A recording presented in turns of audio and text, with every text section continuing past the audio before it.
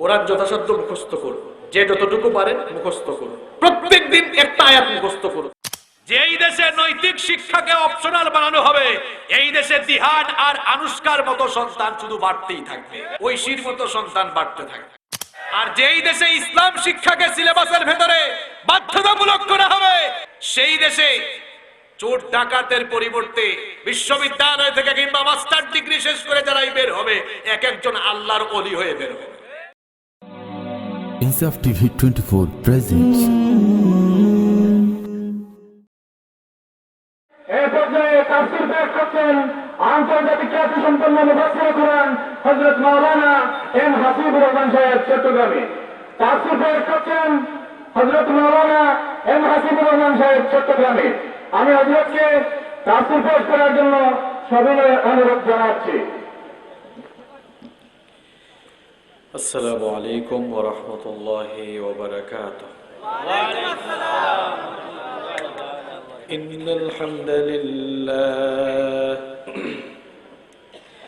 ইন্নাল হামদালিল্লাহিল্লাযী বিনি'মাতিহি তাতিম্মুস সালিহাত আল্লাযী 'আল্লামাল কুরআন خلق الإنسان وكرم وعلمه من البيان ما لم يعلم فسبحان الذي لا يحصى امتنانه باللسان ولا بالقلم نستغفره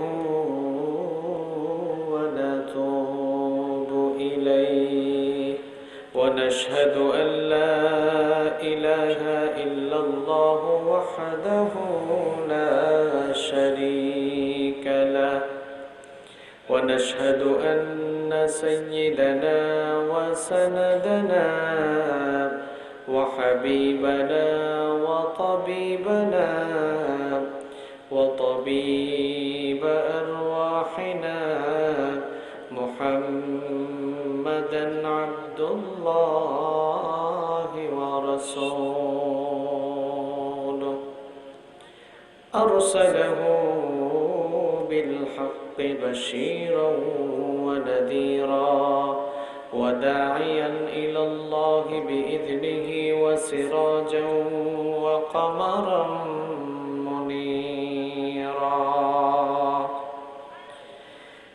أما بعد فقد قال الله تعالى في كلامه المجيد وفي فرقانه الحميد. أعوذ بالله من الشيطان الرجيم. بسم الله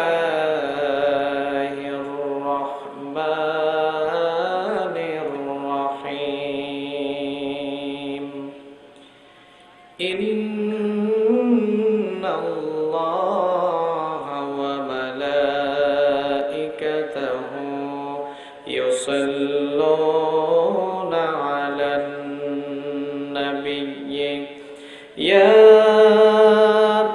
أيها الذين آمنوا صلوا عليه وسلموا تسليما.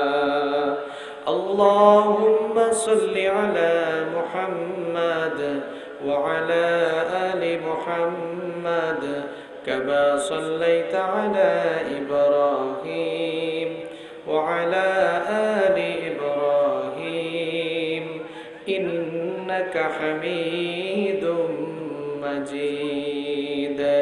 اللهم بارك على محمد وعلى آل محمد كما باركت على إبراهيم وعلى آل إبراهيم إنك حميد مجيد. ربي زدني علما ربي زدني علما رب اشرح لي صدري ويسر لي أمري واحلل عقدة من لساني يفقه قولي سبحانك لا علم لنا إلا ما علمتنا إنك أنت العليم الحكيم صدق الله العظيم القرآن পথ এই পথই আসল পথ আল কোরআনের পথ এই পথই আসল পথ আল কোরআনের পথ এই পথই আসল পথ অন্য পথে অন্য মতে নেই যে রহমত আল কোরআনের পথ এই পথই আসল পথ আল কোরআনের আলোয় যার জীবন আলোকিত সে চির বিপ্লবী নয় কখনো ভীত আল কোরআনের আলোয় যার জীবন আলোকিত সে চির বিপ্লবী নয় কখনো ভীত তার বুকেতে শুধুই খোদার অথই মুহাব্বত অথই মুহাব্বত আল কোরআনের পথ এই পথই আসল পথ অন্য পথে অন্য মতে নেই যে রহমত আল কোরআনের পথ এই পথই আসল পথ আল কোরআনের প্রেমে যে বারেক পড়ে যায় দিন কায়েমের তরে সে শহীদ হতে চায় আল কোরআনের প্রেমে যে বারেক পড়ে যায় দিন কায়েমের তরে সে শহীদ হতে চায় সে জিহাদের রাহে গড়ে নিজের ভবিষ্যৎ নিজের ভবিষ্যৎ আল কোরআনের পথ এই পথই আসল পথ অন্য পথে অন্য মতে নেই যে রহমত আল কোরআনের পথ এই পথই আসল পথ আল কোরআনের পথ এই পথই আসল পথ আলহামদুলিল্লাহ বাংলাদেশের আধ্যাত্মিক রাজধানী সিলেট বিভাগের মৌলভীবাজার জেলার বড়লেখা উপজেলার ঐতিহ্যবাহী দ্বীনি বিদ্যাপীঠ সুরিকান্দি জামিয়া ইসলামিয়া দাখিল মাদ্রাসার আজকের এই ঐতিহাসিক তাফসীরুল কোরআন মাহফিলের চলমান অধিবেশনের মুহতারাম শ্রদ্ধাভাজন সভাপতি, মাহফিলে উপস্থিত সুরিকান্দি জামিয়া ইসলামিয়া দাখিল মাদ্রাসার সম্মানিত সুপার, সহ সুপার, সম্মানিত শিক্ষক মণ্ডলী, মাদ্রাসার গভর্নিং বডির সম্মানিত সদস্যবৃন্দ, উপস্থিত বিভিন্ন রাজনৈতিক দলের সম্মানিত নেতৃবৃন্দ, সামাজিক নেতৃবৃন্দ, বিভিন্ন মসজিদের ইমাম এবং খতিব সাহেববৃন্দ, আমার সামনে উপস্থিত অত্র এলাকার পার্শ্ববর্তী এবং দূর দূরান্ত থেকে আগত আল্লাহর দ্বীন প্রেমী, কোরআন প্রেমী সর্বস্তরের তাওহীদি জনতা, যুগে যুগে আল্লাহর জমিনে আল্লাহর দ্বীনকে প্রতিষ্ঠার জন্য যারা সবচেয়ে বেশি অগ্রণী ভূমিকা পালন করেছেন, আমার প্রাণ প্রিয় যুবক এবং তরুণ ভাইয়েরা, স্কুল, কলেজ, ইউনিভার্সিটি এবং বিভিন্ন মাদ্রাসা পড়ুয়া, আমার প্রাণ প্রিয় মেধাবী ছাত্র ভাইয়েরা, মহিলা প্যান্ডেল থেকে এবং ঘরে বসে যারা শুনছেন, আমার শ্রদ্ধেয়া সম্মানিতা মা এবং বোনেরা, উপস্থিত জাতির বিবেক সম্মানিত সাংবাদিকবৃন্দ, প্রাণ প্রিয় বড়লেখাবাসী, আপনারা সবাই কেমন আছেন? যারা মাতলা না মুকুটিফা লাগছে সব ভালো আছেন তো? আলহামদুলিল্লাহ, আমিও আল্লাহর রহমতে ভালো আছি। মাইকের সেটিং খুব ভালো হয়েছে এবং আমার মনে হচ্ছে বাহিরে সাউন্ড খুব ক্লিয়ার আছে, কিন্তু ভেতরে যদি আরো এই ডায়াসে 2টা মনিটর দেওয়া যেত তাহলে আমাদের কানে ক্লিয়ারলি আওয়াজ আসতো। আমার মনে হয় মাইকম্যান ভাইরা এলাকায় মাইক লাগাইছে, এলাকাবাসীকে শোনাচ্ছে। এখন এলাকাবাসীকে শোনালে তো লাভ হবে না, লাভ আছে কিন্তু শোনার দিক থেকে প্রায়োরিটি পাবে তারা প্যান্ডেলের ভেতরে উপস্থিত আছে যারা। জন্য এখন জিও হয়েও তৈত নাই, খাম যাওয়াই বড় হয়ে গেছে। তো মাইকম্যান ভাই হলে তো সবসময় তারা মাইক লাগায় না, আমরা থেকে বালা জানার কথা। তো যদি ওখানে এই যে ডায়াস 2টা দেওয়া যেত মনিটর, কি তার সাউন্ডটা একটু ভালো হইল না, ওখান হয় জি হয়, ওখানে আর জি হইয়া লাভ আছে যা কাম করবার তো করিলছো আগেও। তো এটা আর ভবিষ্যতে হইল না, এটা ঠিক নাই, কারণ এটা মাহফিল, মানুষ অনেক কষ্ট করি দূর দূরান্ত থাকি আলোচনা শোনার লাগে, ঠিক না নেই? আমরাও 12-14 ঘন্টা জার্নি করি আই, আমরাও মাতবার লাগি আই, তামসা করবার লাগি আই না। তো সেটিং ভালো হয়েছে, খারাপ হয়েছে না, সুন্দর। বাইরে এত বালা সাউন্ড আমরা এখান থেকে বুঝলাম, কিন্তু এই বাইরে সাউন্ড হইয়া কিতে হইতো অন্য যারা আইছে এরা যদি বালা করে না হলে, ঠিক না নেই? যাই হোক, যাওয়াই বার হয়ে গেছে, এখন তো কষ্ট করি লোক না লাগবো। আল্লাহ আপনারা কবুল করুক। আপনারা সবাই কেমন আছেন? আমি ফয়লা সিলেটি মারছি, আর আজকে মারতাম না। এই ভাইয়ে উপস্থাপক ভাইয়ে যে ঠেলা এখন মারছেন এম হাসিবুর রহমান চট্টগ্রামে। আমি তো ওই গান বহুত আগে উঠিয়া গেছি যে সিলেট আইলে নাম লেখবা সবসময় এম হাসিবুর রহমান সিলেট, ঠিক না? আপনারা সিলেটও লেখবা। আর আমি সিলেটের বাইরেও যত জায়গার প্রোগ্রামও যাই, আমি এখন সব জায়গার সিলেট লেখার লাগে। আপনারা খুশি নেই? আমিও খুশি, আলহামদুলিল্লাহ। তো আমাদের সকলকে ভালো রেখেছেন কে? আমাদেরকে সুস্থ রেখেছেন কে? কোরআনের এই মেলায় আমাদেরকে শামিল হওয়ার তৌফিক দিয়েছেন কে?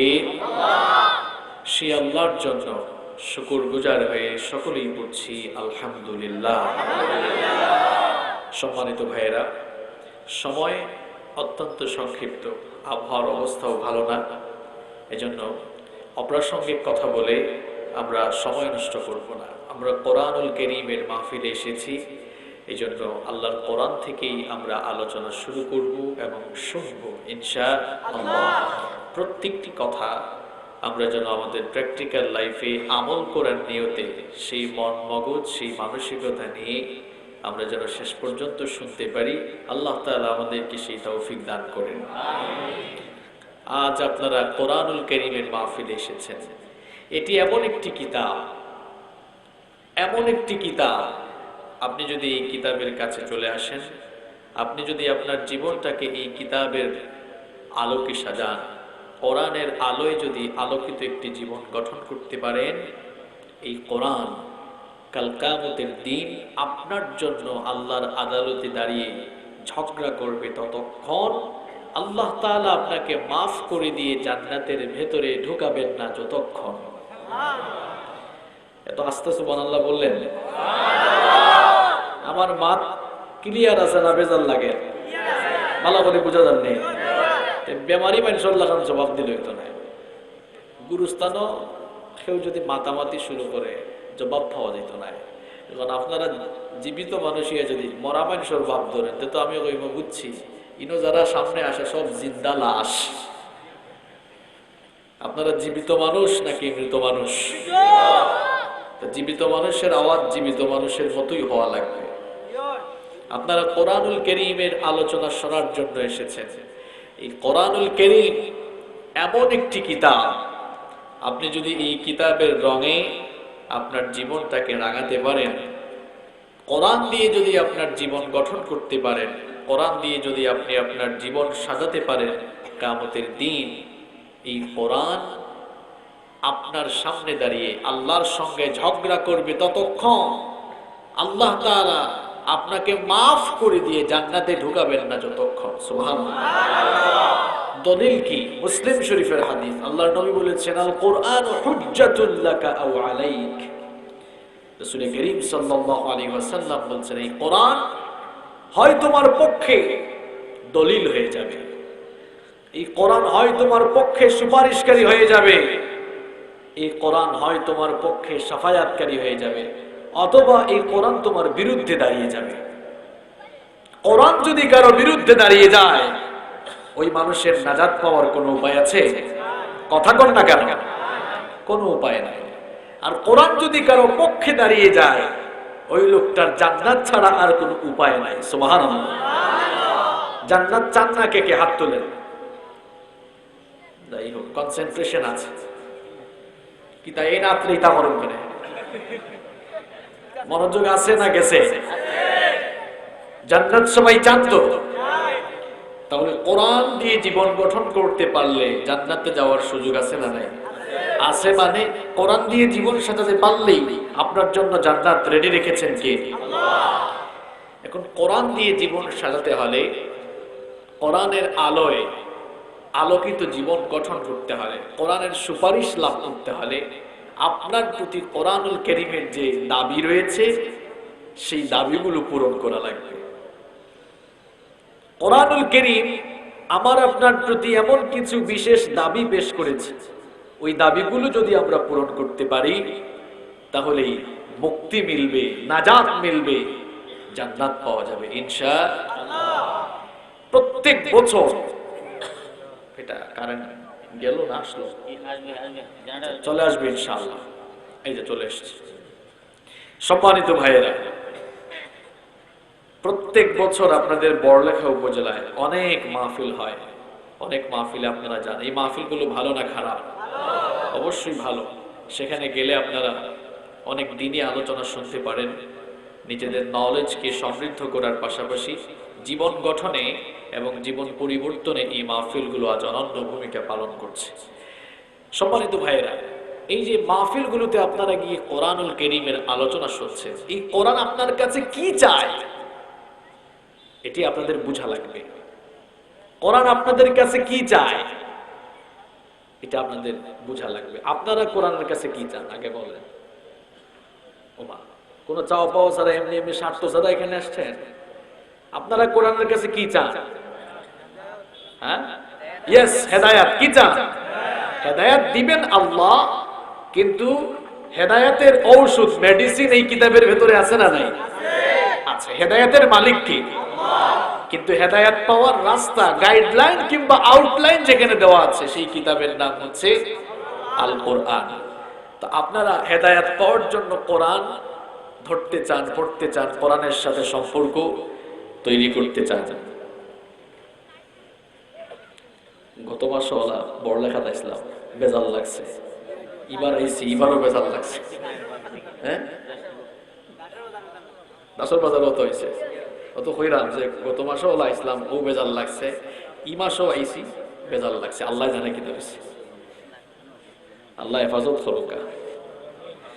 এখন কি তা কারেন্ট আইসে না গেছে? আইসে, গেছে। এখন আচ্ছা, অসুবিধা নেই, আবহাওয়া খারাপ তো কথা আমরা বলে, যেহেতু মাইক আছে। সম্মানিত ভাইরা, তাহলে আমরা কোরআন থেকে হেদায়েতের রাস্তা তালাশ করছি। এখন আপনারা কোরআনের কাছে কি চান সেটা ক্লিয়ার হলো, কোরআন আপনাদের কাছে কি চায় এটাও ক্লিয়ার হওয়ার দরকার আছে না নাই? কোরআনুল কারীম আপনাদের কাছে 8টি জিনিস চায়। কয়টি জিনিস চায়? সবাই একটু আওয়াজ ছেড়ে দিয়ে মুখর তালা খান খুললে একটু হোকা। কোরআন আপনাদের কাছে কয়টি জিনিস চায়? 8টি জিনিস চায়। আমাদের প্রতি কোরআনুল কারীমের 8টি দাবি। কয়টি দাবি? এই 8টি দাবি পূরণ করতে পারলে আপনাকে জান্নাত দিবেন কে? আল্লাহ। চলুন আমরা শুরু করি। নাম্বার 1, 1 নাম্বার হলো আল্লাহর এই কিতাব। এই বইটা আপনাদের ঘরে আছে তো? সবার ঘরে। 1 নাম্বার হলো আল্লাহর এই কিতাব বিশুদ্ধ করে পড়তে জানা। এটি হচ্ছে আপনার প্রতি কোরআনুল কারীমের কত নাম্বার দাবি? পড়তে পারা। আজকের কথাগুলো আপনার নিজের সঙ্গে মিলাবেন। কোরআনুল কারীমের 1 নাম্বার দাবি কি আপনি ফিল আপ করেছেন? আদৌ কি আপনি বিশুদ্ধ করে কোরআন তেলাওয়াত করতে পারেন? অনেকে বলবেন, হুজুর আমরা তো পারি। আপনি আপনার মতো কোরআন পড়লে হবে না, কোরআন কোরআনের মতো হক আদায় করে পড়া লাগবে। আল্লাহ তাআলা সূরাতুল মুজাম্মিলের মধ্যে বলেছেন, ওয়ারাত্তিলিল কুরআনা তারতিলা। এটাকে ধীরে ধীরে থেমে থেমে সুন্দর করে তাজবিদের সাথে তাহসিনের সাথে বিশুদ্ধ করে তেলাওয়াত করো। আপনার নিয়মে কোরআন পড়লে হবে না, আপনি আপনার নিয়মে কোরআন পড়ছেন। আলাম তারা কাইফা ফাআলা, কি দাসের কথা কইছেন, ইলা অনেকে পড়ে না নি কোরআন আছে। লিইলাফি কুরাইশিন ইলাফিহিম রিহলাতাশ শিতাই ওয়াস সাইফ। এখন হর লিলাফি কুরাইশিন ইলাফিহিম মানে মনে জেলা সারওলা পড়ে, ইলা আছে নি? ইলা মনে জেলা সা ইলা বললে খবর আছে। আছে কুল হুয়াল্লাহু আহাদ আল্লাহুস সামাদ লাম ইয়ালিদ ওয়া লাম ইউলাদ ওয়া লাম ইয়াকুল লাহু কুফুয়ান আহাদ। কুল হুয়াল্লাহু আহাদ বলুন, হে নবী আপনি বলুন, আল্লাহ হচ্ছেন তিনি যিনি একক অদ্বিতীয়। আপনি হক আদায় করে কোরআন তেলাওয়াত না করে পড়ছেন কুল হুয়াল্লাহু আহাদ, যিনি একক আল্লাহ, ওনাকে ধরে খেয়ে ফেলো, নাউজুবিল্লাহ। তাহলে আপনি যদি বিশুদ্ধ করে কোরআন তেলাওয়াত না করেন, অর্থের বিকৃতি ঘটার সম্ভাবনা আছে না নাই? সওয়াবের পরিবর্তে কবিরা গুনাহ হবে।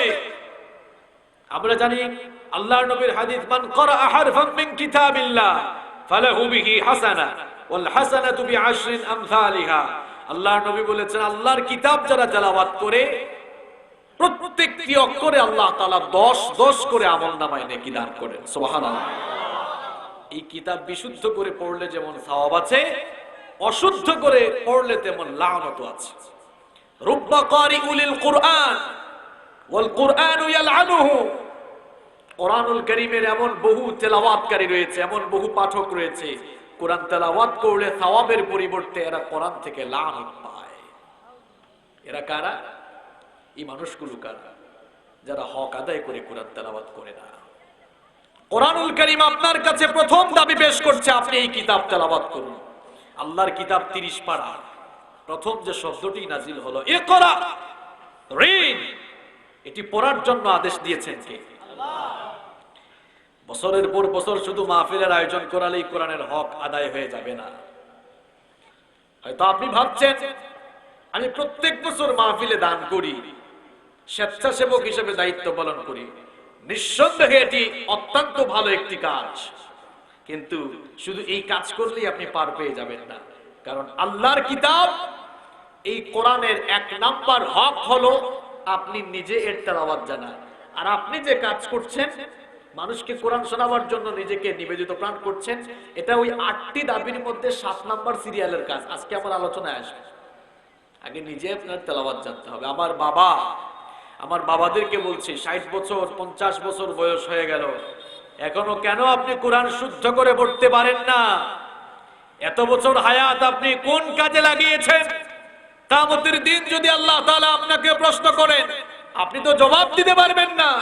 আপনার জীবনের প্রত্যেকটি মুহূর্ত কার দেওয়া? কথা কন না কেন? তার দেওয়া হায়াত পেয়ে, তার দেওয়া নেয়ামত খেয়ে, তার নাজিলকৃত কিতাবটা আপনি এখনো শিখলেন না। কি জবাব দিবেন আপনি আল্লাহর কাছে? আপনার বিবেকের কাছে আমি প্রশ্ন রাখলাম। আমার যুবক ভাইয়েরা, যৌবনের উন্মাদনায় আজ লাফালাফি করছেন। স্কুল কলেজ ইউনিভার্সিটিতে তোমরা যারা পড়ছো, তোমাদেরকে বলছি, তোমরা খুব চমৎকার করে বাংলায় কথা বলতে পারো, খুব চমৎকার করে ইংরেজিতে কথা বলতে পারো, কিন্তু কেন তোমরা এখনো আল্লাহর কোরআন বিশুদ্ধ করে পড়তে পারো না? Why? What's the reason? কারণটা কি? কেন তুমি কোরআন পড়ছো না? তুমি তো দেশের বাইরে যাওয়ার জন্য, লন্ডন আমেরিকায় যাওয়ার জন্য বাংলাদেশে তুমি আইএলটিএস করো, টুইফেল করো, জিআরই করো, 20,000 টাকা ফি দিয়ে আইএলটিএস এক্সাম দেয়, আছে না নাই? তুমি বাবার টাকা ইনভেস্ট করে, সময় ইনভেস্ট করে উচ্চ শিক্ষা লাভের জন্য বিভিন্ন ভাষার কোর্স করতে পারো। আল্লাহর জান্নাতে দেওয়ার জন্য কিছু অর্থ আর সময় বিনিয়োগ করে তুমি কেন কোরআন শিখতে পারো না? কোন শয়তান তোমাকে ভর করলো? কোন শয়তান তোমাকে ধোঁকায় ফেলে রাখলো? এখনো কেন কোরআন শিখতে পারলে না? কি জবাব দিবেন আল্লাহর কাছে? এই কোরআন বিশুদ্ধ করে শেখার দরকার আছে না? আপনি আমি যদি আল্লাহর কোরআন না শিখি, কোরআন থেকে যদি মুখ ফিরিয়ে নেই, আমার আপনার জন্য কাল কিয়ামতের দিন কঠিন অবস্থার সম্মুখীন হওয়া লাগবে। হাসরের ময়দানে সকল মানুষগুলো যখন একত্রিত হয়ে যাবে, বিশ্বনবী সাল্লাল্লাহু আলাইহি ওয়াসাল্লাম কিছু মানুষের বিরুদ্ধে দাঁড়িয়ে আল্লাহর কাছে বলবেন, ওগো আল্লাহ, আমার উম্মতের এই লোকগুলো আমার উম্মতের এই লোকগুলো তোমার নাজিল করা কিতাব থেকে মুখ ফিরিয়ে নিয়েছে, এই জন্য আমিও আজ তাদের থেকে মুখ ফিরিয়ে নিলাম। বলেন, আল্লাহর নবী যদি কারো থেকে মুখ ফিরিয়ে নেন, ওই লোকটা কি আর বাঁচার কোনো উপায় আছে নাকি? কিচ্ছা কাহিনী নয়। কোরআনুল কারীমের 25 নম্বর সূরা সূরাতুল ফুরকানের 30 নম্বর আয়াতে রব্বুল আলামিন বলছেন, ওয়াকালার রাসূলু ইয়া রাব্বি ইন্না কওমি ইত্তাখাযু হাযাল কুরআনা মাহজুরা। আল্লাহু আকবার। বিশ্বনবী সাল্লাল্লাহু আলাইহি ওয়াসাল্লাম কিয়ামতের দিন কিছু লোকদের বিরুদ্ধে দাঁড়িয়ে বলবেন, আল্লাহ তাআলা কোরআনুল কারীমে উঠিয়ে দিয়েছেন, ওয়াকালার রাসূল, আমার রাসূল বলবেন, ইন্না কওমি ইত্তাখাযু হাযাল কুরআনা মাহজুরা। আমার রব, এরা আপনার নাজিল হওয়া কোরআন থেকে মুখ ফিরিয়ে নিয়েছে। কোরআন পড়ে নাই, কোরআন শিখে নাই, কোরআন বুঝে নাই, কোরআন দিয়ে নিজের জীবন গঠন করে নাই। এরা তোমার কোরআন থেকে মুখ ফিরিয়েছে, এজন্য আজ আমিও তাদের থেকে মুখ ফিরালাম। নাউযু বিল্লাহি মিন যালিক। আপনাকে কে বাঁচাবে? কোন বাবা বাঁচাবে? কোন পীর বাঁচাবে? যদি আমার নবী আপনার থেকে মুখ ফিরিয়ে নেন, কেউ আপনাকে আর বাঁচানোর কোনো উপায়। নবীর শাফায়াত পেতে চান, কোরআনটা আগে শিখুন। কোরআনুল কারীম এটাই আপনার কাছে চায়, আপনি যেন কোরআনটা শিখেন। যারা এই কোরআন শিখবে না, দুনিয়া এবং আখিরাতে রব্বুল আলামিন তাদের জন্য 3টি মারাত্মক শাস্তির ব্যবস্থা রেখেছেন। বুঝে থাকলে সবাই জবাব দেন তো, কয়টা?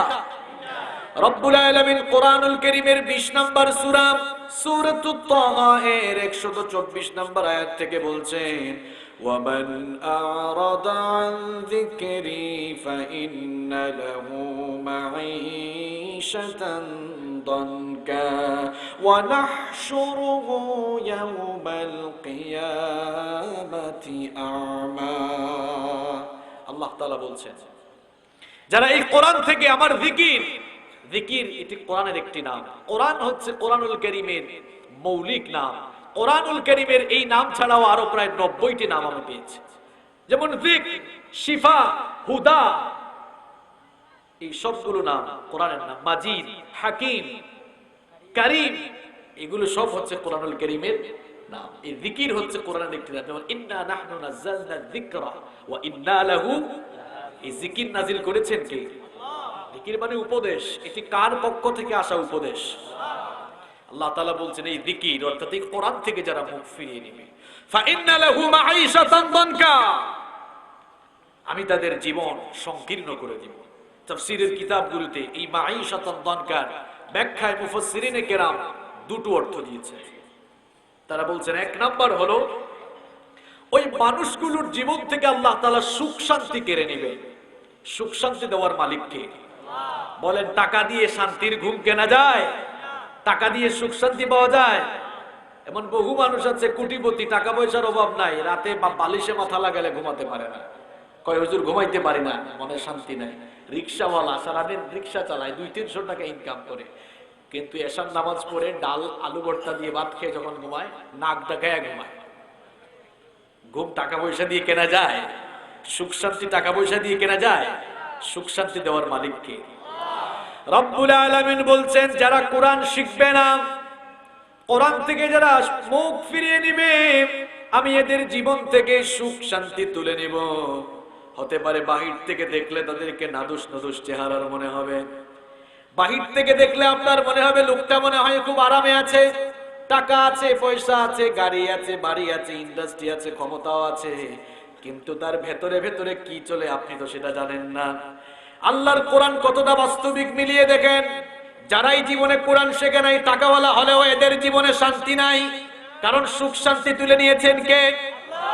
আল্লাহ তাআলা বলছেন, কোরআন যারা শিখবে না, যতই টাকাওয়ালা, পয়সাওয়ালা, সম্পদশালী, যত বড় রাজনীতিবিদের ক্ষমতাধর লোক হোক না কেন, ওই টাকা পয়সা দিয়ে জীবনেও সে শান্তি পাবে না, কারণ আমি তার অন্তর থেকে সুখ শান্তি তুলে নিব।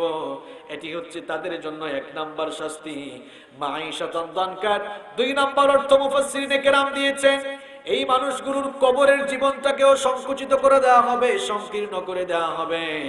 এই মানুষগুলোকে যখন কবরে রাখা হবে, কবরের আযাব তখন এমন ভাবে শুরু হবে, কবরের দুই পাশের মাটিগুলো এক হয়ে যাবে, একদিকের পাঁজর গিয়ে আরেক দিকের পাঁজরে এরকম ঢুকে যাবে। এই রকম করে সেই মানুষগুলোর উপরে শাস্তি চলতে থাকবে। কোরআন থেকে যারা মুখ ফিরাবে, কোরআন যারা শিখবে না, তাদের জন্য 3 নাম্বার শাস্তি হলো ওয়া নাহশুরুহু ইয়াউমাল কিয়ামাতি আ'মা। এই মানুষগুলোকে আল্লাহ তাআলা হাসরের দিন অন্ধ অবস্থায় হাসরের মাঠে উঠাবেন। হাসরের ময়দানে যখন এই মানুষগুলোকে আল্লাহ তাআলা অন্ধ অবস্থায় উঠাবেন, তারা তখন আল্লাহর কাছে ফরিয়াদ করে বলবে, ক্বালা রাব্বি লিমা হাশারতানি আ'মা ওয়া ক্বাদ কুনতু বাসীরা। তারা বলবে, আল্লাহ তাআলা আপনি আমাকে অন্ধ করে দিলেন, আপনি আমাকে অন্ধ করে দিলেন কেন? দুনিয়ায় তো আমি অন্ধ ছিলাম না, দুনিয়ায় তো আমি চোখে দেখতে পেতাম, তাহলে আজ আপনি আমাকে কেন অন্ধ অবস্থায় হাসরের ময়দানে উঠালেন? সেদিন জবাব দিবেন কে? কথা কন না কেন? আল্লাহ তাআলা তখন বলবেন, قال كذلك أتتك آياتنا فنسيتها وكذلك اليوم تنسى। আল্লাহ তাআলা তখন বলবেন, বান্দারে তোর কাছে তো পৃথিবীতে আমার দেওয়া কিতাবই কোরআন ছিল, তোর ঘরে ছিল, তোর ঘরে থাকা সত্ত্বেও একটা দিন কোরআন দেখলি না, পড়লি না, শিখলি না, বুঝলি না। তোর কাছে আমার কিতাব থাকা সত্ত্বেও, চোখ থাকা সত্ত্বেও যে চোখ দিয়ে তুই দেখলি না, এজন্য ওই চক্ষুকে আমি অন্ধ করে দিলাম।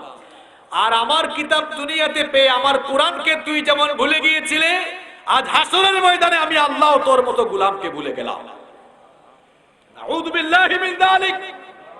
এই কথা যদি আল্লাহ কোনো মানুষকে বলেন, আপনারা বলেন এই লোকটা আর নাজাত পাওয়ার কোনো সম্ভাবনা আছে? ওয়া কাযালিকাল ইয়াউমা তুনসা। তুই যেভাবে আমার কোরআনকে ভুলে গিয়েছিলে, আজ আমি আল্লাহ তোর মতো গোলামকে ভুলে গেলাম। আল্লাহু আকবার, কত বড় কথা! এই কথা যদি আল্লাহ কাউকে বলে ফেলেন, এই লোক তো আর নাজাত পাওয়ার কোনো সম্ভাবনা। আমার ভাইরা, আল্লাহর শাস্তি থেকে বাঁচতে চান তো আপনারা? সবাই বাঁচতে চান তো?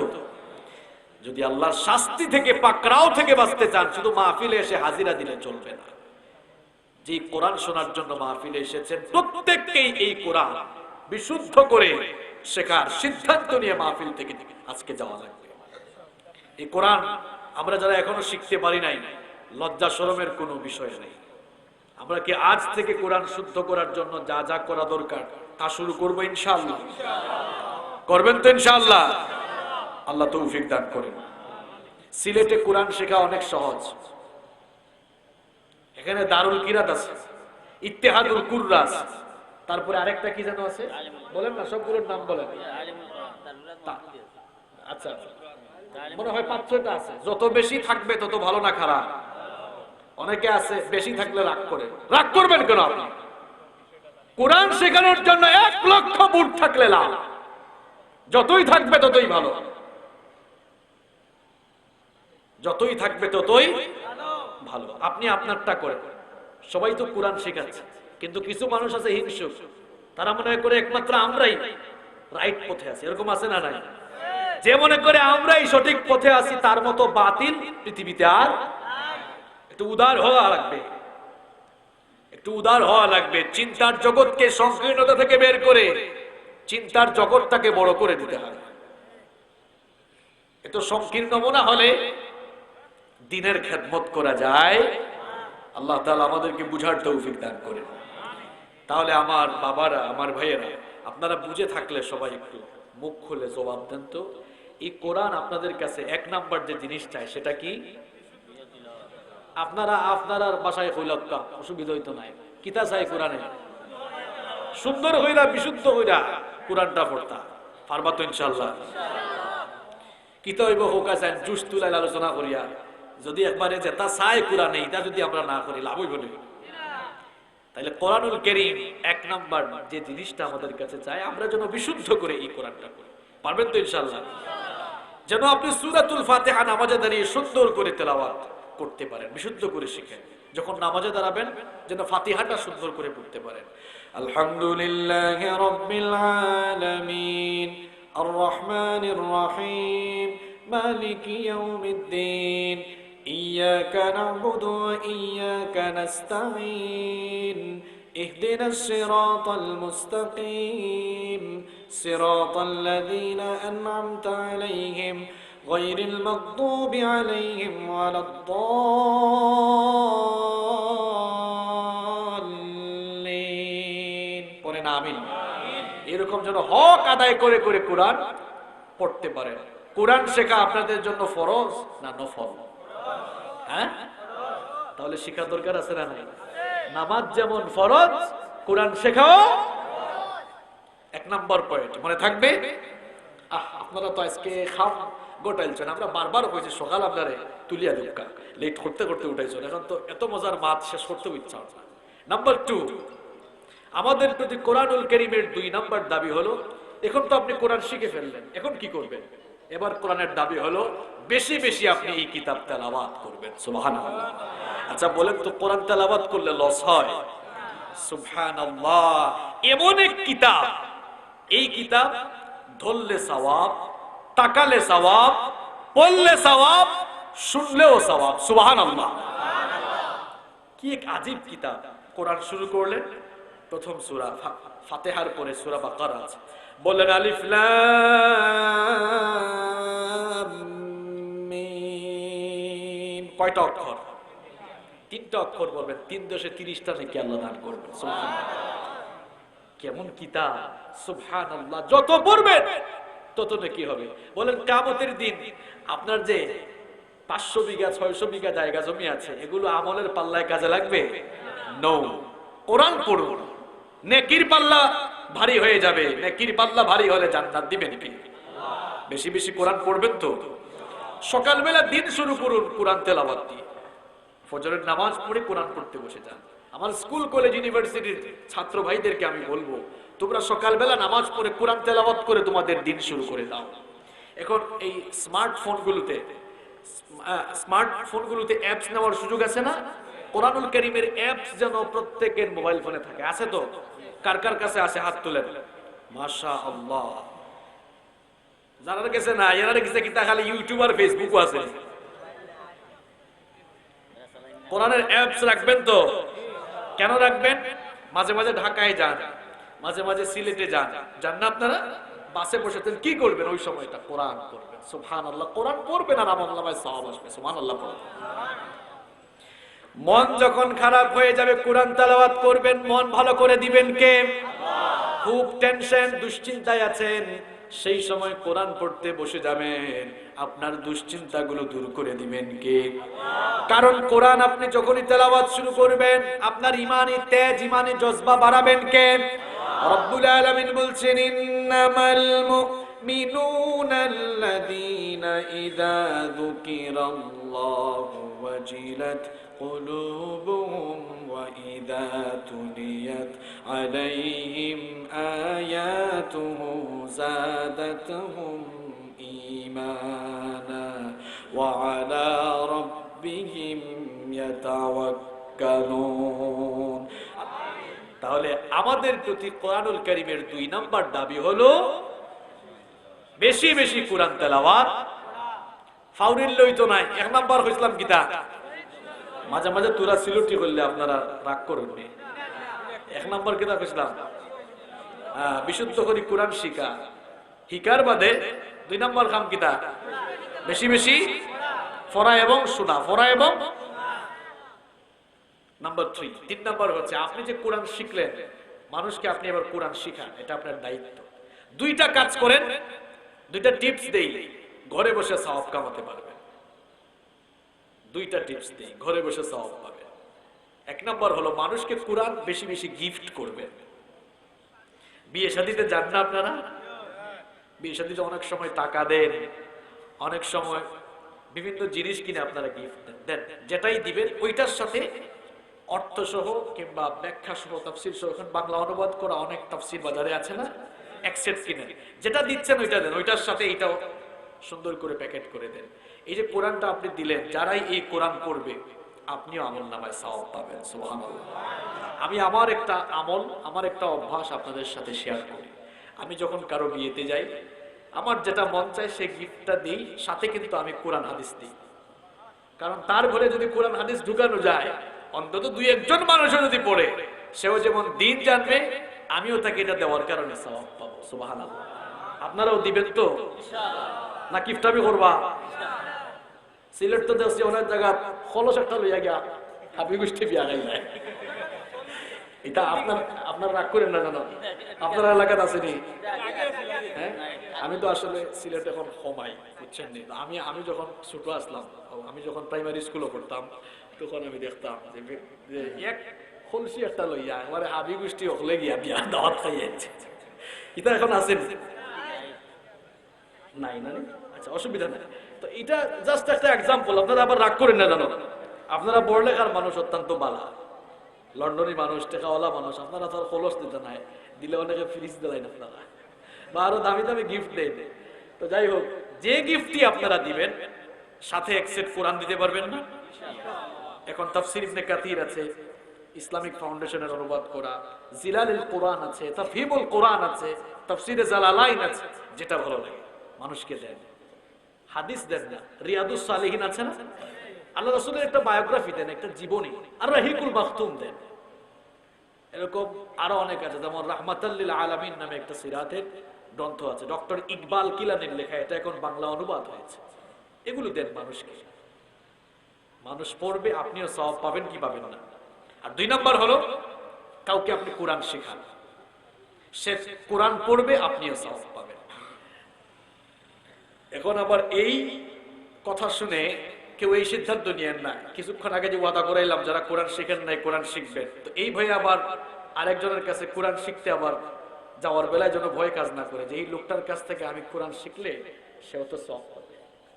যেমন একবার এক লোককে একজন ডাকতেছে, ভাই আসেন আজকে ইফতার খাবো। কয় না, আমি যাবো না, কারণ আমি যে রোজা রাখছি, ইফতার করাইলে তো সব সওয়াব তুমি নিয়ে নিবা।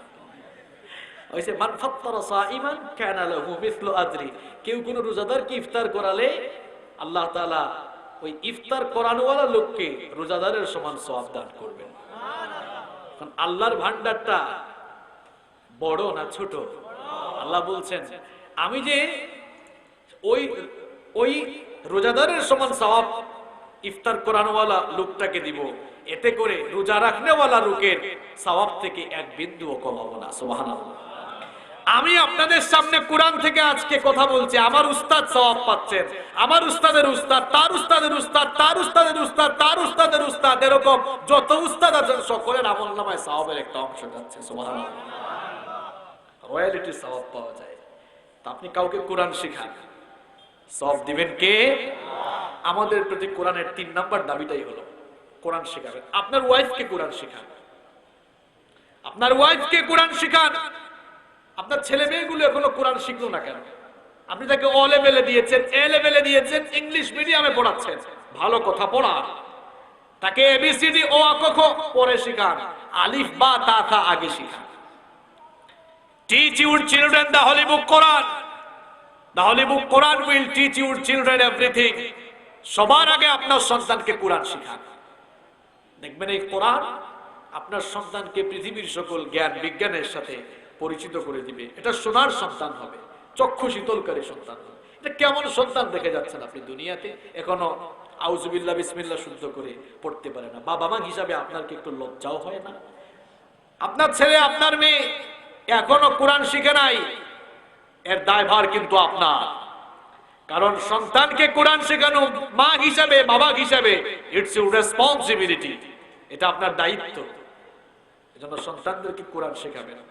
আমাদের প্রতি কোরআনুল কারীমের 3 নাম্বার দাবি হলো কোরআন মানুষকে কি করা? শেখান। আপনি অন্তত আপনার ফ্যামিলিকে কোরআন শেখান। নাম্বার 4, কষ্ট হচ্ছে আপনাদের? 4 নাম্বার হলো যথাসাধ্য আপনি যতটুকু পারেন কোরআন মুখস্থ করেন। আমরা তো আলাম তারা কাইফা ফাআলা রাব্বুকা বিআসহাবিল ফিল, সূরাতুল ফিল থেকে সূরাতুন নাস পর্যন্ত এই 10টা সূরা মুখস্থ করে কোরআনের বাকি অংশ মুখস্থ করার দায়িত্ব হাফেজদেরকে দিয়েছে। যে হাবিজ চাও আপনারা এগুকা, আমরা নবাবজাদা নসরুল্লাহ আমরা রিটায়ার্ড। কথা ঠিক কইছিলাম নি? কিতা এই 10টা সূরার বাইরে কোরআন শিক্ষা কিতা আপনার লাগি হারাম না? কিতা 10টা শিক্ষা বুঝিয়েছেন আলাম তারা থাকি সূরা বাকি আর শিক্ষা। এরাবিয়ান কান্ট্রিগুলোতে সফর করলে দেখবেন আরবরা যথাসাধ্য কোরআন মুখস্থ করার চেষ্টা করে। এমনকি মিশরের আল আজহার ইউনিভার্সিটি, মদিনা ইউনিভার্সিটি, উম্মুল কুরা ইউনিভার্সিটি সহ আরব বিশ্বের স্বনামধন্য এবং বিখ্যাত বিশ্ববিদ্যালয়গুলোতে অনার্সের কোর্সগুলোতে কোরআন মুখস্থ করা সিলেবাসের মধ্যে বাধ্যতামূলক করে দেওয়া হয়েছে। আমাদের দেশের থেকে যারা যায় এদেরকে জিজ্ঞেস করবেন, অন্তত কোনো কোনো ইউনিভার্সিটিতে 5 পারা 8 পারা 10 পারা মুখস্থ করতে হয়। দেখুন আমাদের 90% মুসলমানের দেশ এটা। দেখুন তো যদি মানে যদি এরকম হতো কেমন হতো? ক্লাস 1 থেকে নিয়ে মাস্টার ডিগ্রি পর্যন্ত যদি সিলেবাসের মধ্যে কোরআন শেখা বাধ্যতামূলক থাকতো, তাহলে তো আমার দেশে হাফেজের পরিমাণ কম থাকতো না বেশি থাকতো? ক্লাস অনুযায়ী বয়স অনুযায়ী থাকতো। যে ক্লাস 1-এ যারা মুখস্থ নাই, আগে কোরআন আগে কায়দা শিখো। ক্লাস 2-তে গিয়ে ওই যে আমরা সিলেটে যেটাকে বলি সিফারা, হ্যাঁ, এরপরে ক্লাস 3-তে গিয়ে আমপারাটা পড়ো। 4 থেকে মুখস্থ করা, যে ক্লাস 4-এ 10টা সূরা, ক্লাস 5-এ আরো 2-3টা সূরা, 6-এ গিয়ে 3 পৃষ্ঠা, এরকম আস্তে আস্তে লেভেল অনুযায়ী বাড়ান। এরকম যদি লেভেল অনুযায়ী সুন্দর একটা সিলেবাস তৈরি করা যেত, 30 পারা বাদ দেন, 10 পারাও যদি কোরআন শেখানো যেত, ভালো হতো না খারাপ হতো? কারিকুলামের কি অবস্থা? এখন নৈতিক শিক্ষাকে অপশনাল বানানো হয়েছে। যেই দেশে নৈতিক শিক্ষাকে অপশনাল বানানো হবে, এই দেশে দিহান আর আনুষ্কার মতো সন্তান শুধু বাড়তেই থাকবে, ঐশীর মতো সন্তান বাড়তে থাকবে। আর যেই দেশে ইসলাম শিক্ষাকে সিলেবাসের ভেতরে বাধ্যতামূলক করা হবে, এই দেশে সেই দেশে চোর ডাকাতের পরিবর্তে বিশ্ববিদ্যালয় থেকে কিংবা মাস্টার ডিগ্রি শেষ করে যারাই বের হবে, এক একজন আল্লাহর ওলি হয়ে বের হবে। শিক্ষা ব্যবস্থাটাকে সুন্দর করলে একটি জাতি পরিবর্তন হয়ে যায়। কোরআন যথাসাধ্য মুখস্থ করুন, যে যতটুকু পারেন মুখস্থ করুন। প্রত্যেকদিন একটা আয়াত মুখস্থ করুন না, প্রত্যেকদিন কোরআন আমি মুখস্থ করার চেষ্টা করি, 1 আয়াত হোক 2 আয়াত হোক। এবং আলহামদুলিল্লাহ প্রত্যেকদিন 5-7 আয়াত 10-15 আয়াত করে মুখস্থ করতে থাকি। আচ্ছা বলেন, যেই সিনায় কোরআন যত বেশি থাকবে সেই সিনা তত ভালো থাকবে না খারাপ থাকবে? সিনার ভেতরে কোরআন ঢোকা। আমি 2018 সালে সৌদি আরবে জেদ্দা থেকে মক্কায় আসতেছিলাম। এক ড্রাইভার, ইয়ামেনি ড্রাইভার, তার সাথে কথা হয়েছিল আমার, যে তোমার বাড়ি কোন জায়গায়, নাম ঠিকানা এগুলো জানলাম। তো এই ড্রাইভার গাড়ি চালাচ্ছে আর সুন্দর করে কোরআন তেলাওয়াত করছে, কোরআনের একেবারে মাঝামাঝি থেকে। বললাম কি ব্যাপার, তুমি কোরআনের মাঝামাঝি থেকে এত সুন্দর করে কোরআন কিভাবে পড়ছো? হাল আনতা হাফিজুল কোরআন, তুমি হাফেজ নাকি? কয় না হাফেজ না, কিন্তু কোরআনের অর্ধেক আমি মুখস্থ করে ফেলেছি। যে মক্কা সিটিতে বাতহা কোরাইশ নামে একটা আবাসিক এলাকা আছে, ওখানে একটা মসজিদে নামাজ পড়েছিলাম। 8-10 বছরের ছোট্ট একটা ছেলে, আসরের নামাজে একদিন তাকে বললাম যে আচ্ছা, আমি তো আমাদের দেশের পারপাসে জিজ্ঞেস করেছি, কারণ আমাদের দেশে 8-10 বছরের বাচ্চা মানেই আমরা মনে করি মনে হয় কয়েকটা সূরা মুখস্থ করছে। তো আমি ওই মন মানসিকতা থেকে তাকে প্রশ্ন করলাম, আচ্ছা তুমি কি কোরআনের কয়টা সূরা মুখস্থ করছো? কয়টা সূরা মানে অলরেডি 10 পারা মুখস্থ করে ফেলছে। দেখছেন, তারা সবাই কোরআন যে যতটুকু পারে মুখস্থ করে। আমরা সিলেট তো কোন করে হাফিজি দিয়া যদি পড়তো না পারে কয়গু ফাটা বিচ্ছা আরো ট্রল করে লইয়া।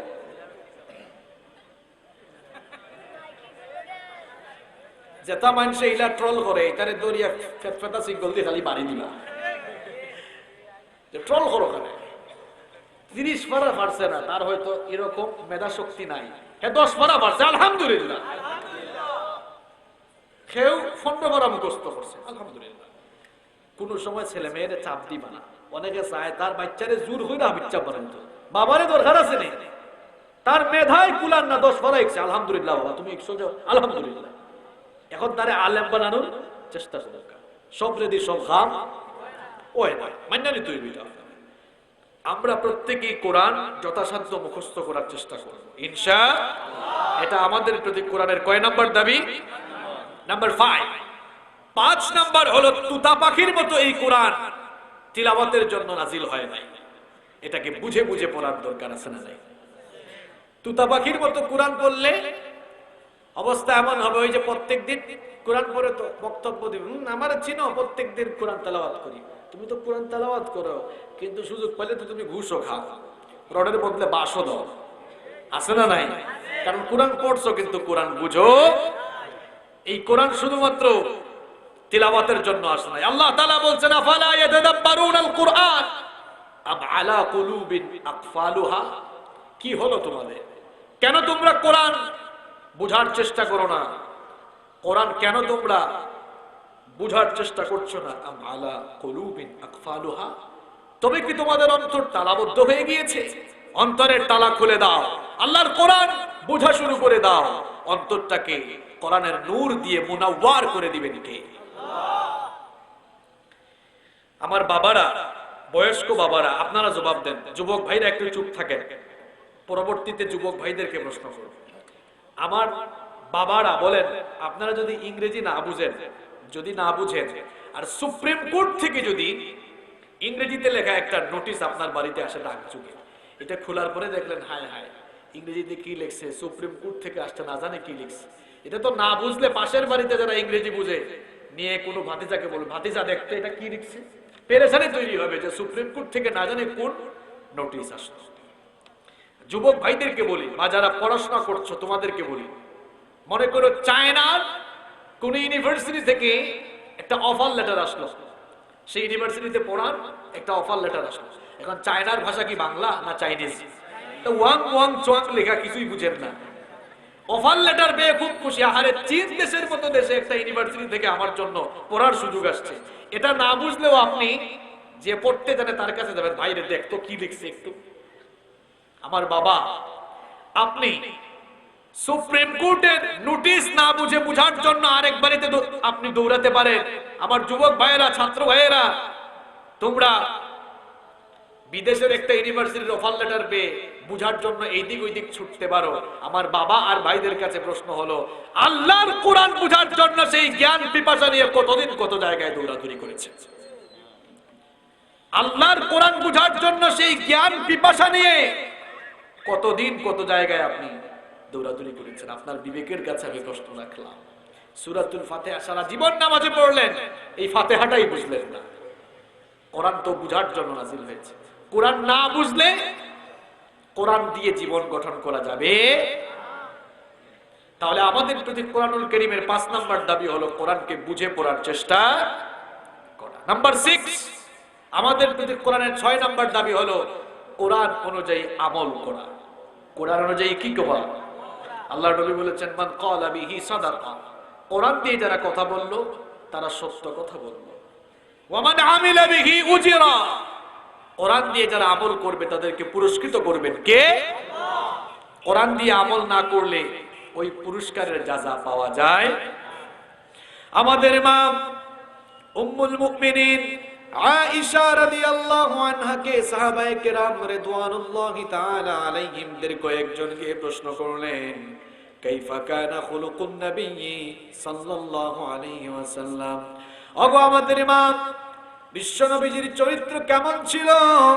আম্মা জান আয়েশা রাদিয়াল্লাহু আনহা তখন বললেন, তোমরা কি কোরআন পড়ো না? কারণ কোরআনুল কারীম এর বাস্তব নমুনা ছিলেন আমার নবী। কোরআনটা তো হলো প্রিন্টেড কোরআন, আর আমার নবী ছিলেন প্র্যাকটিক্যাল কোরআন। শুধু সুবহানাল্লাহ পরে মাহফিল থেকে গেলে চলবে না। কি বুঝলেন এখান থেকে? এই যে আপনারা আমার হাতের দিকে তাকান, এই কোরআনটা প্রিন্টেড না? প্রিন্টেড কোরআন। আপনি কলিমুদ্দিন সলিমুদ্দিন, আপনার নাম যা আছে, আপনাকে এই প্রিন্টেড কোরআনের প্র্যাকটিক্যাল কোরআন হওয়া লাগবে। নিজেকে প্র্যাকটিক্যাল কোরআন হিসাবে গঠন করা লাগবে। আপনার কথাবার্তা, চাল চলন, আচার ব্যবহারে যেন কোরআনের প্রতিচ্ছবি ফুটে ওঠে, এমন জীবন গঠন করা লাগবে। এটি হচ্ছে আপনার প্রতি কোরআনুল কারীমের 6 নাম্বার দাবি। কয় নাম্বার দাবি? আপনার প্রতি কোরআনুল কারীমের 7 নাম্বার দাবি হলো দেখেন এই 7-এর আগে কয়টা বলছি? কথা কর না কেন? মনে আছে তো? শিখা, পড়া, বুঝা, আমল করা, তাই না? এত কিছুর পর 7 নাম্বার দায়িত্ব হলো শুধু নিজে নিজে পড়লে, নিজে নিজে বুঝলে আর আমল করলেই হবে না। এই কোরআনের দাওয়াত নিয়ে মানুষের কাছে বের হয়ে যেতে। আল্লাহর নবী 40 বছর বয়সে যখন তার কাছে কোরআন নাজিল হওয়া শুরু হলো, নিজে নিজে কোরআন পড়ে শুধু নিজে নিজেই আমল করেছে নাকি মানুষের কাছে দাওয়াত নিয়ে বের হয়েছে? আপনি আমিও এই কোরআনের দাওয়াত মানুষের কাছে নিয়ে বের হওয়া লাগবে। আল্লাহ তাআলা জন্যই বলেছেন, ওয়ালতাকুম মিনকুম উম্মাতুন ইয়াদউনা ইলাল খায়রি ওয়া ইয়ামুরুনা বিল মারুফি ওয়া ইয়ানহাউনা আনিল মুনকার ওয়া উলাইকা হুমুল মুফলিহুন।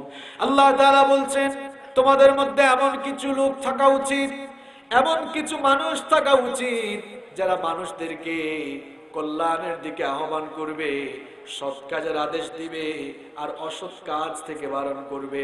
অন্য আয়াতে রব্বুল আলামিন বলেছেন, কুনতুম খায়রা উম্মাতিন উখরিজাত লিন-নাসি তা'মুরুনা বিল মারুফি ওয়া তানহাউনা আনিল মুনকার। তোমরা সর্বোত্তম জাতি, তোমাদেরকে মানুষের কল্যাণের জন্য বের করা হয়েছে। তোমরা মানুষকে সৎ কাজের আদেশ দিবে। সৎ কাজের আদেশ দিতে হলে কোরআন পড়া লাগবে। কি পড়া লাগবে? এই কোরআন দিয়ে মানুষকে সৎ কাজের দিকে ডাকে। শুধু নিজে কোরআন পড়বেন আর আপনার সমাজের মানুষের কাছে কোরআনের দাওয়াত নিয়ে আপনি যাবেন না, আপনি আল্লাহর কাছ থেকে নাজাত পাওয়া যাবে না। এত সোজা না, এত সোজা নয়। যারা শুধু নিজেদেরকে জাহান্নাম থেকে বাঁচাতে চায়, যারা নিজেদের আশপাশের মানুষের মাঝে কাজ করতে চায় না, আমার কথা নয়, খুব সুন্দর একটা উদাহরণ দিচ্ছে বুখারী শরীফের হাদিস। আল্লাহর নবী বলেছেন, যারা মানুষদেরকে অন্যায় থেকে ফিরিয়ে ভালো কাজের দিকে নিয়ে আসতে চায় না, নিজেকে বাঁচানোর ধান্দায় নিয়ে যারা সব সময় পড়ে থাকে, এদের উদাহরণ হলো 2 তলা বিশিষ্ট জাহাজের যাত্রীর মতো। কয় তলা বিশিষ্ট জাহাজ চিনেন আপনারা? 2 তলা বিশিষ্ট জাহাজের যাত্রীর মতো। উপরের তলায় কিছু যাত্রী আছে, নিচের তলায় কিছু যাত্রী আছে। উপরের তলায় ফ্যাসিলিটি একটু বেশি, এজন্য বিভিন্ন প্রয়োজনে নিচের তলার যাত্রীরা উপরের তলায় যাতায়াত করে। উপরের তলার কয়েকজন একটু ক্ষুব্ধ হয়ে গেল, তারা বলে, তোরা সব সময় এত বেশি বেশি উপরে আসিস কেন? একজন একটু বেশি রাগে ছিল, বলল, আমরা আসলে তুমি যদি এতই রাগান্বিত হও, ঠিক আছে, আমি আর আসবোই না, এমনকি পানির জন্য উপরে আসবো না। এখন যখন আমার পানি দরকার হবে, জাহাজ ফুটা করে আমি পানি নেওয়া শুরু করব। এই পাগলা যদি এই কাম শুরু করে আর কেউ যদি তারে বাধা না দেয়, তাহলে জাহাজ ফুটা আরম্ভ করলে, জাহাজ ছিদ্র করে আরম্ভ করলে শুধু ওই লোকটাই মরবে না সবাই মরবে? এটা কিচ্ছা কাহিনী না, বুখারী শরীফের হাদিস। শুধু ওই লোক মরবে না সবাই মরবে? আপনি নিজে কোরআন পড়বেন, বুঝবেন, কোরআন দিয়ে আমল করবেন, সমাজের মানুষদের কাছে কোরআনের দাওয়াত নিয়ে বের হবেন না, আল্লাহর গজব থেকে আপনার মতো কোরআনওয়ালা লোক করে পাবে না। তাহলে কি করতে হবে? আপনাকে দাওয়াত দিতে হবে মানুষকে। কে মানলো না মানলো আপনার দেখার বিষয়। দাওয়াত দিলে আপনাকে বাঁচিয়ে দিবেন কে? আপনাকে বাঁচিয়ে দিবেন। আপনি দাওয়াত নিয়ে বের হবেন, আপনি আপনার আশেপাশের লোকদেরকে দাওয়াত দেন, ভাই কোরআন পড়ো, কোরআন বুঝো, কোরআনটা একটু মানার চেষ্টা করো, এতটুকু দাওয়াত নিয়ে আপনি বের হন। আপনি আপনার জায়গা থেকে দাওয়াত দিবেন। এই যে দাউদ আলাইহিস সালামের জামানার ঘটনা আমার মনে পড়লো এখন। দাউদ আলাইহিস সালামের সময়ে শনিবারের দিনটি ছিল তাদের সাপ্তাহিক ইবাদতের দিন। যেমন আমাদের সাপ্তাহিক ইবাদতের দিন কোনটা? কথা কন না কেন? তাদের ইবাদতের দিন ছিল, দাউদ নবীর উম্মতের জন্য শনিবারের দিন ছিল সাপ্তাহিক ইবাদতের। সেই দিনের ব্যাপারে আল্লাহর বিধান ছিল, শনিবারে মাছ ধরা যাবে না। আদেশটা ছিল কার? আল্লাহ তাআলার এই আদেশকে কেন্দ্র করে দাউদ আলাইহিস সালামের উম্মত 3 ভাগ হয়ে গেল। কয় ভাগ? 3 ভাগ। খুব ভালো করে ঘটনা শুনুন। 1 নাম্বার হলো আল্লাহর আদেশ মেনে 1 নাম্বার শ্রেণীর লোক, এরা মাছ ধরলো না, খাইলো না, কাউকে বাধাও। 2 নাম্বার শ্রেণীর মানুষ, এরা টেকনিক করে মাছ খেয়েছিল। এরা মাছ ওই দিন খায় নাই, কিন্তু মাছ আইল আইল বুঝেন তো আপনারা, আইল দিয়ে বেড়া দিয়ে রাখলো, মনে মনে ভাবলো শনিবারে খাবো না, রোববারে মজা করে ধরে ধরে খাবো। কয় শ্রেণী হইল? 3 নম্বর শ্রেণী। এরা বললো না, আল্লাহ নিষেধ করেছেন খাবো, কিন্তু যারা মাছ আটকাচ্ছে এদেরকে গিয়ে বাধা দিল, খবরদার এটা আল্লাহর আদেশ, অমান্য করো। কয় শ্রেণী হয়েছে? আবারও বলছি, 1 নাম্বার মাছ খাইলো না, অন্যায়কারী লোকদেরকে বাধাও। 2 নাম্বার শ্রেণী মাছ ধরলো খাইলো। 3 নাম্বার মাছ খাইলো না, ধরলো না, অন্যায়কারী লোকদেরকে। আল্লাহ তাআলার এই আদেশকে অমান্য করার কারণে যারা মাছ আটকিয়েছিল, খেয়েছিল, এই শ্রেণী, এবং আরেক শ্রেণী যারা মাছ ধরে নাই, খায় নাই, আবার বাধাও দেয় নাই। এই 2 শ্রেণীর মধ্য থেকে প্রায় 70,000 ইহুদিকে আল্লাহ তাআলা এই সীমা লঙ্ঘনের কারণে বানর বানিয়ে দিয়েছিলেন। বাঁচিয়ে দিয়েছিলেন এক শ্রেণীর লোকদেরকে। তারা কারা? খায় নাই কিন্তু বাধা। কি বুঝলেন আপনি? আপনি শুধু কোরআন পড়বেন, বুঝবেন, আমল করবেন, আশেপাশের মানুষকে দাওয়াত দিবেন না, আপনিও রেহাই পাবেন। এটা আপনার দায়িত্ব, মানুষকে দাওয়াত দেওয়া। এজন্য নিজেকে দিনের দাওয়াতের একজন একনিষ্ঠ লোক হিসাবে গঠন করা লাগবে। নিজের জায়গা থেকে যতটুকু পারেন দাওয়াত দিতে হবে, সংঘবদ্ধ হয়ে দিতে পারলে আরো ভালো। কারণ আল্লাহ তাআলা বলেছেন ওয়াতাসিমু বিহাবলিল্লাহি জামিআন ওয়া লা তাফাররাকু, সংঘবদ্ধ হয়ে আল্লাহর দ্বীনের রজ্জুকে আঁকড়ে ধরো। তাহলে আমাদের প্রতি কোরআনের 7 নম্বর দাবি হলো মানুষের মাঝে কোরআনের কি দেওয়া? দাওয়াত দেওয়া। নাম্বার 8 এবং সর্বশেষ দাবি হলো কোরআন দিয়ে জীবনের প্রত্যেকটি সেক্টর পরিচালনা করা। আপনি কোরআন দিয়ে মসজিদ পরিচালনা করেন, কোরআন দিয়ে আপনি নামাজ পরিচালনা করেন, কিন্তু আপনি রাজনীতি কোরআন দিয়ে করেন না, আপনার অর্থনীতি কোরআন দিয়ে পরিচালনা করেন না। বুঝতে হবে কোরআনের 8 নম্বর এই দাবিটা আপনি পূরণ করতে পারেন। এক সমস্যার মধ্যে সমস্যা, মাইক আছে, আলোচনা চলবো ইনশাআল্লাহ, আন্দারি গুন্ডার চলবো, অসুবিধা আছে না? চালিয়ে যান। আচ্ছা সম্মানিত ভাইয়েরা, তাহলে 8 নম্বর দাবি কি বলছিলাম? কোরআন দিয়ে সবকিছু পরিচালনা করা। কোরআন দিয়ে আপনার ব্যক্তি জীবন, পরিবার জীবন, শিক্ষা জীবন, আন্তর্জাতিক অঙ্গন, রাষ্ট্রীয় অঙ্গন, অর্থনীতি, রাজনীতি, সমাজনীতি, এক কথায় জীবনের প্রত্যেকটি সেক্টরকে কোরআন দিয়ে পরিচালনা করা লাগবে। কারণ আপনার জীবনের সকল জায়গার, সকল সেক্টরের সমস্যার সমাধান যে কিতাবে রয়েছে তার নাম কি? এজন্যই তো আমরা স্লোগানও দিই, সকল সমস্যার সমাধান দিতে পারে সমাধান চাও যদি জীবনে মরণে, ফিরে যাও খুঁজে নাও চোখ রাখো কোরআনে। সমাধান চাও যদি জীবনে মরণে, ফিরে যাও খুঁজে নাও চোখ রাখো কোরআনে। তবেই পাবে সুখ শান্তির ঠিকানা, তবেই পাবে সুখ শান্তির ঠিকানা, যদি মেনে নাও তুমি মনে প্রাণে সমাধান। সমাধান চাও যদি জীবনে মরণে, ফিরে যাও খুঁজে নাও চোখ রাখো কোরআনে। If you want a solution in here and hereafter, go back, have a look on the Holy Quran. এই কোরআনের কাছে আসলেই শান্তি মিলবে, নাজাত মিলবে, মুক্তি মিলবে। আপনি যদি কোরআনের কাছে আসেন, নাজাত পাবেন, মুক্তি পাবেন, এতে কোনো সন্দেহ নেই। তাহলে আমাদের প্রতি কোরআনের দাবি আছে কয়টা? দাবি আছে কয়টা? এই 8টি দাবি আজকে আপনাদের সামনে ধারাবাহিকভাবে আমি তুলে ধরেছি। এই 8টি দাবি পূরণ করলেই, প্রথম একটি হাদিস বলেছিলাম আলোচনা শুরুতে, মনে আছে তো আপনাদের? আল কুরআন হুজ্জাতুল লাকা আও আলাইক। কোরআন হয় আপনার পক্ষে সুপারিশ করবে অথবা আপনার বিপক্ষে দাঁড়িয়ে যাবে। পক্ষে সুপারিশ চাইলে এই 8টা কাজ করতে হবে। কয়টা কাজ? এই 8টি পয়েন্ট সবার মনে আছে তো? আসলে একটা টেস্ট হয়ে যায়। বলেন 1 নম্বর কি? বলেন বিশুদ্ধ করে কোরআন শেখা। 2 নাম্বার বেশি বেশি। 3 নাম্বার হ্যাঁ মানুষকে কোরআন শেখানো। 4 নাম্বার যথাসাধ্য মুখস্থ করার চেষ্টা করা। 4 নাম্বার কোরআনটাকে বুঝা, 6 নাম্বার কোরআন দিয়ে আমল করা, 7 নাম্বার মানুষের কাছে কোরআনের দাওয়াত নিয়ে যাওয়া, 8 নাম্বার কোরআন দিয়ে সম্পূর্ণ জীবনের সকল ক্ষেত্র পরিচালনা। 8টি কাজ করলেই আমাদের জীবন সফল হবে, সার্থক হবে, সুন্দর হবে, আমরা জান্নাত পাবো ইনশাআল্লাহ।